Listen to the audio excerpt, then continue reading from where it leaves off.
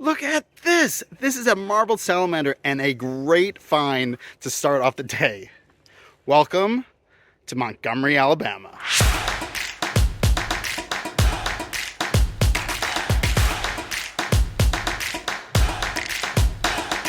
Alright, well check out this beautiful salamander. They're kind of like the zebras of the salamander world. They always have these black and gray sort of blotches on them.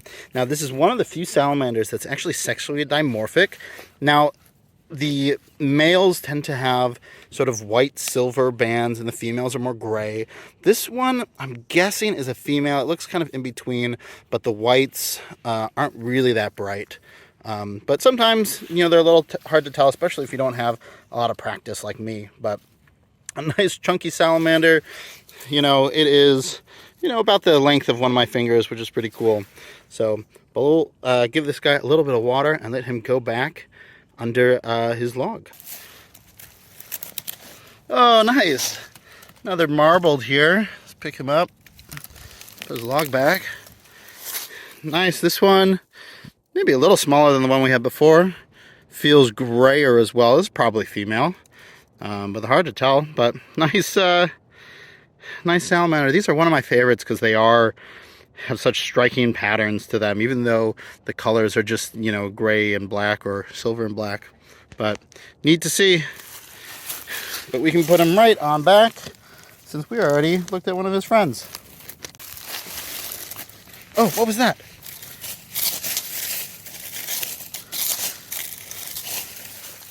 Look at this. Look at the size of this. Whoa. Look at that. Look at that. Check out this huge slimy salamander.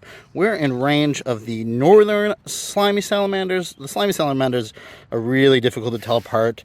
And in fact, you usually need DNA samples. So just based on range, we know that this is northern. You can see compared to this longer, its body is about the size of my finger and the tail sort of wraps around even more. So it is definitely a big one. Really excellent to see. Now, you can see my hands are super sticky. That is their slime. It just makes everything stick to you. It's pretty, it's a little annoying, but a unique feature that these guys have, much more than other salamanders. But whew, this is a good addition to the trip, and we will let him get a little splash of water. Hope you can't even see that, of water, and continue on our way. All right, yep, you know just what to do. Excellent. The log just fell on this little guy here. Let's get him out from, oh, here he is. Look at that. Another tiny slimy salamander. Cool to see. We already saw one, so we don't need to disturb this guy too much.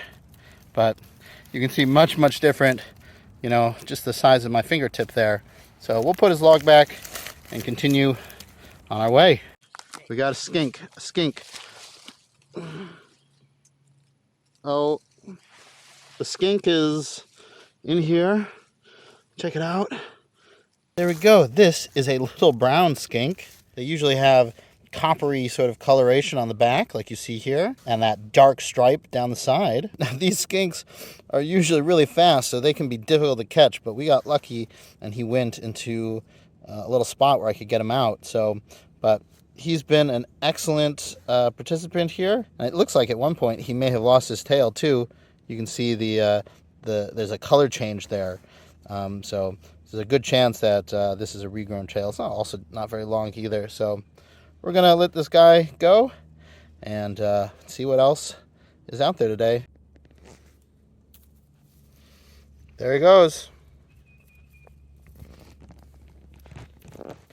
Yeah, finding a nice place to hide. Excellent.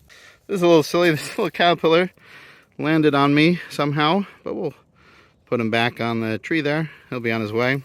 So this area you can see recently was burned, and now this was from a control burn, and that's a natural thing that we do for just general sort of forest management. It's usually really healthy for the forest to go through a burn every now and then.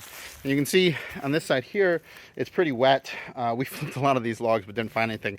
I do want to show you something that's a little disturbing, and one of the sort of the sad pieces of when there's a forest fire. So let me flip the camera around. All right, you might be able to see it already, but right there, what looks like a box turtle, and you can see there are flies swarming everywhere around it. He must have gotten burned up in the fire, which is, you know, like I said, it's sad, but it is natural. So unfortunate that he was not able to find a place to hide, but it is certainly a good sign that they're around here. Probably some healthy numbers too. So yeah, kind of disappointing, a little gruesome, but that is a dead box turtle. This is a fence lizard that Tatiana just spotted. She says it's lame, but she forgets that this is the eastern fence lizard, which is a new species for the year. Love it. Obviously closely related to the fence lizards that we have at home. I don't think we're going to be able to catch it because he seems fast and alert, but nice to... On this side, but walk closer to me, then you can stand. Oh, there he goes. Already gone. Neat. All right, well, the fence lizard was right here, but on the backside of this twig here is a green anole in its brown phase. You can just make out the head right there. Oh, it's all blurry, but there it is. You can see much pointier nose. Oh, it's got a little bit of green color. Oh, and it's crawling up. Crawling up. Oh, it's up. Getting up pretty high now. There it is. Oh, look at that. You can see its dewlap. That's its like pink throat sac there. And actually, we may be able to catch this guy. We'll give it a shot. There. Oh. Did he just fall? No. Where is he? a leaf. No. Oh, there he is. Oh yeah, there he is. Oh, he's going towards you, Zach. Yeah. Ah, oh my god, there he is. Okay. Wait. Got him. Well, I see him on camera. Yeah. Okay. He's huge. Hey, look at that. That is a nice little narrowmouth toad. Check this guy out. Now, it's a little hard to see some of the colors on the screen here, but he's got sort of this brown pattern on the back that comes down on the side. And you can see they have really sort of small scrunched up noses and a little fold of skin that's right behind the eyes. Now, these are called narrowmouth toads, but they're actually frogs. And they're a specific type of sort of microfrog, the narrowmouth frogs, that have a handful of unique features. So they're mostly sort of fossorial. We pretty much only ever see them flipping boards and stuff like this. And they don't have visible eardrums, but they do have a really nice call. So they probably got to hear that some way, but very cool to see. This is my first one that I've seen this year, and so I'm ecstatic. Well, we'll let this guy get back under his stuff. We'll be on our way. Do they jump? There he goes. Yep, little jump there. Bye, guy. So I figured I'd show you the habitat. So the narrowmouth toad was under here, and it is just an abandoned building.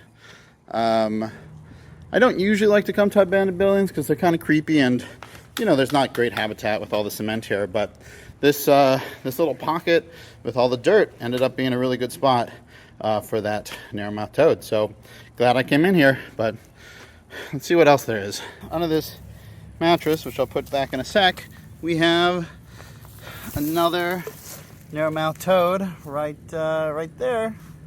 There he is. Oh, was that? No.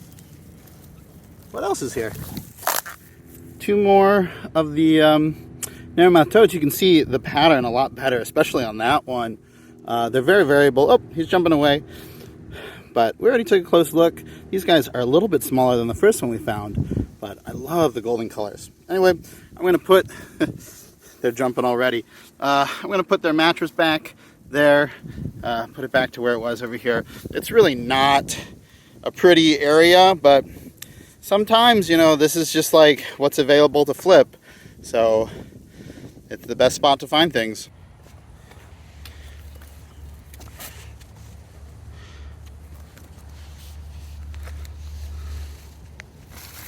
Whoa, look at that chunky. All right, look at this guy.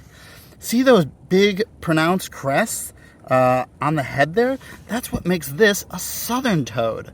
Now, there are 3 types of toads out here, so you gotta be careful because they're hard to tell apart, but that's the main field mark we're looking for. There's also American and Fowler toads out here, but I think that this guy is a southern toad, and he is, woof, he is getting a bit antsy. I'm not sure if you could hear him trying to make some alarm calls too. So we're gonna let this guy go back under his burrow because he's been a great participant today. Bye-bye, fella. Okay, well, we there goes a barred owl into the night there. That was unexpected. We're out here driving around looking for snakes, and well, we had an owl on the road. Oh, there he is up there. Oh, I missed him. And he's off to the left now. Wow, that's cool. Well, what do we have here? Oh, look at that. It's pretty. That is a green tree frog. Super good looking one too. Super easy to identify. White line on the side, and of course those yellow spots on the back. Great field marks. In the background I can hear some toads calling too. Very cool. Well, this guy is clearly in the middle of the road, so we're gonna help him up. Oop. Check him out. Oh, it's definitely a big one. I think these are our largest frogs, at least one of our largest frogs in the U.S. So anyway, bring him over here off the road, and there he goes. All right, we got another critter here. Look at that. This is another toad. Obviously a southern toad with those big cranial crests right there. So nice to see. This is probably what we're hearing call in the background as well. Well, this guy hasn't been calling for us, but there might be some more friends of him. We got this nice creek here, and I think I saw another toad jump in the water. So we're gonna let this guy get back to doing his thing. Oh, there he goes.